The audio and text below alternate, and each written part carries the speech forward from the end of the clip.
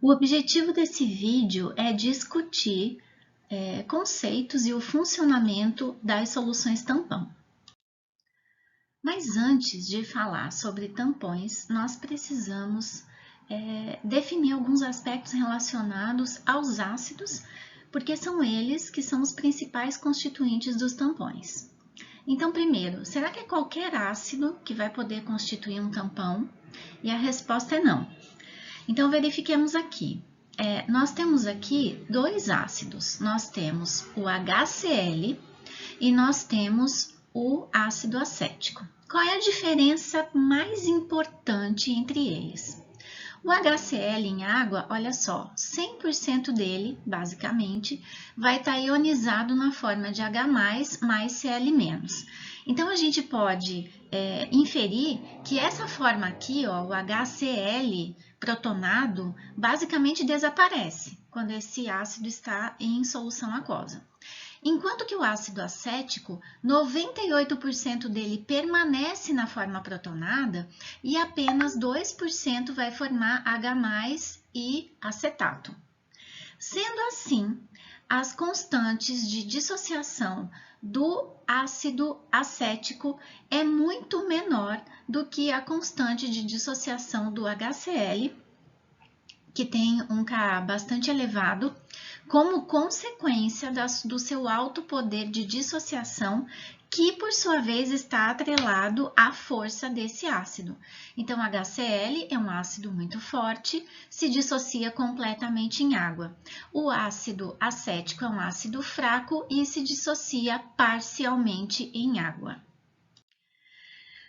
Quem que interessa quando a gente pensa em tampões? Os ácidos, eles podem ser definidos como doadores de prótons e as bases como aceptoras de prótons. O que mais interessa na bioquímica são os ácidos e bases que não se ionizam completamente em solução aquosa. Por quê? Porque eles são capazes de gerar o que a gente chama de faixas de tamponamento. Então, agora eu convido vocês a me acompanhar na discussão desse experimento aqui, que é uma curva de titulação que funciona da seguinte maneira. Nós vamos ter um ácido fraco aqui, no caso o ácido acético, numa solução com pH baixo, começa aqui em 1, estão vendo a escala? E essa solução, vamos imaginar que está dentro de um Erlenmeyer, de uma vidraria laboratorial. Esse ácido em concentração conhecida, com o pH sendo monitorado por um eletrodo, então eu tenho um pHmetro acompanhando todo o experimento, e eu tenho adições finamente controladas de íons hidróxido. Então, eu estou adicionando uma base forte para consumir o H+ que está em solução. Num primeiro momento, no tempo zero aqui da minha titulação, porque eu ainda não adicionei hidróxido, o que acontece? Qual é a forma química que predomina? É o ácido protonado. À medida que eu vou adicionando o hidróxido, como é de se esperar, eu tenho hidróxido combinando com H+, formando água. Isso consome o H+ da solução e, consequentemente, eleva o valor do pH, porque vamos lembrar, pHs mais baixos refletem concentração de íons H+ mais elevadas.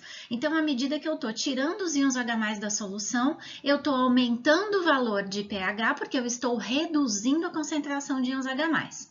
Até que eu vou chegar aqui, ó, numa região do meu gráfico que eu percebo uma coisa curiosa.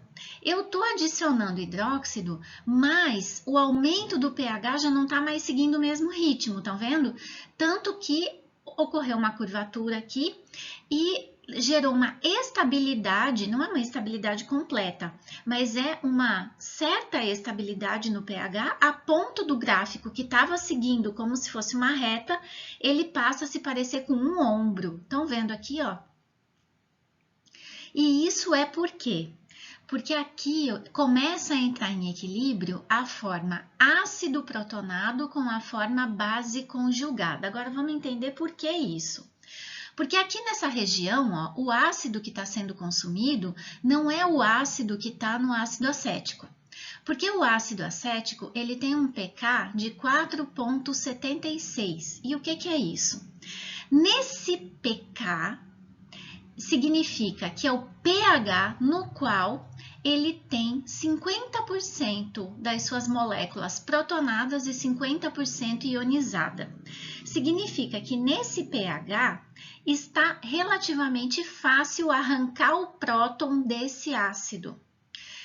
Cada ácido vai ter o seu pK característico, ele é tabelado, ele não muda, tá? Porque isso tem uma relação com a força química que esse ácido tem de segurar o próton. Então, quanto maior o pH necessário para eu arrancar o próton, significa que menos ácida é aquela molécula. Tanto isso é verdade que existem ácidos que têm pKs negativos, que encostou na água, ele já dissociou completamente. Isso acontece com os ácidos muito fortes. No caso do ácido acético, isso só vai acontecer 50% lá em pH 4,76, reforçando a informação de que trata-se de um ácido fraco. Muito bem. Aí o que acontece? Quando eu estou nessa região de pH aqui, ó, que vai um pH abaixo de uma unidade abaixo de pH 4,76, ou seja, 3,76, até uma unidade acima, 5,76, o que está acontecendo? Eu estou adicionando o hidróxido e ao invés de consumir o H+ da solução, eu estou consumindo o H+ do ácido protonado. E esse ácido protonado, ele não está contribuindo para a variação do pH da solução. E é por isso que eu observo uma estabilidade. Só que acontece que a titulação continua, né? Continua. E cada vez que eu arranco um próton daqui, eu gero um acetato. Eu arranco um próton aqui, eu gero um acetato. Até que vai chegar um momento que eu não tenho mais ácido suficiente para gerar acetato e eu adiciono base e o pH sobe. Isso significa que acabou a faixa de tamponamento. Então, repetindo, a faixa de tamponamento, ela é característica do ácido fraco que compõe aquele tampão. Todo tampão, para existir e para fazer o equilíbrio de pH de uma solução, para fazer a estabilidade do pH de uma solução, ele vai precisar estar na presença da sua base conjugada. Por quê?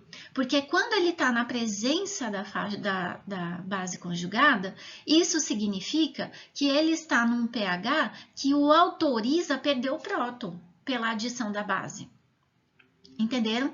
E outra coisa, se eu adicionar ácido aqui, quem vai consumir vai ser a base conjugada. Então, a possibilidade é bilateral. Eu tenho tamponamento tanto de ácidos quanto de álcalis que são adicionados ao sistema. Nós podemos perceber aqui nessa imagem, que é do livro Leninger, Princípios de Bioquímica do Leninger, assim como a anterior também, nós vamos perceber que diferentes ácidos, eles vão ter comportamentos diferentes com relação aos pKs. Ácidos fracos, né? Os pKs são diferentes. Então, aqui a gente tem, ó, dos íons amônio, o pK, ele vai ser 9,25. Aqui, do ácido do fosfato, eu vou ter pK 6,86. Do ácido acético, 4,76. Então, o que varia é o pK. Mas vocês podem perceber que o perfil da curva ela é idêntica. Só muda o pH em que está acontecendo. Agora, vamos refletir. O que acontece quando a concentração de ácido é igual à de base conjugada? Eu vou ter essa concentração aqui, que equivale ao pK, já disse para vocês, que é o pH no qual as duas concentrações estão idênticas, né? Essa relação, ela pode me auxiliar a elaborar soluções tampões que eu possa eventualmente necessitar. Porque quando eu sei que o pH da solução é igual ao pK mais o log da concentração da base conjugada dividido pelo ácido, pronto, eu sei qual é o pK daquele ácido. Calculando aqui a relação entre ácido e base conjugada, eu consigo, no laboratório, formular a relação que eu quiser para chegar no pH que eu preciso, certo? Tampões, portanto, são misturas de ácidos fracos e suas bases conjugadas. São sistemas aquosos que tendem a resistir a mudanças de pH quando pequenas quantidades de ácido ou base são adicionadas. E aqui é importante a gente ressaltar que são pequenas quantidades. Não adianta você pegar uma solução de ácido acético e gotejar ácido clorídrico puro e querer que ele segure o pH, porque isso não vai ser possível, né? Então, se eu coloco uma quantidade excessiva de ácido ou de base de uma vez só numa solução tampão, ela não é milagrosa, ela não vai ter essa capacidade. Essa capacidade, ela está relacionada principalmente a ambientes biológicos, a sistemas vivos ou sistemas com controle laboratorial, né, em que as variações tendem a ser pequenas. O mecanismo de funcionamento, então, ele sempre se baseia na presença simultânea do par ácido protonado, base conjugada. Então, ácido acético, acetato. Só vai ter tampão enquanto essas duas espécies estiverem presentes simultaneamente em solução. E o que acontece quando eu adiciono ácido? Eu adiciono ácido, esse ácido consome quem? A base conjugada. Para formar quem? O ácido protonado. E o que não acontece? Eu não jogo esse H+ em solução, apenas na faixa de pH em que o tampão consegue existir. A adição de íons hidróxido é a mesma coisa. Adiciona íons hidróxido, o que ele consome? O H+ que está no ácido e deixa de consumir o H+ que está em solução, formando quem? A base conjugada. E água, né? Neutralizando esse hidróxido.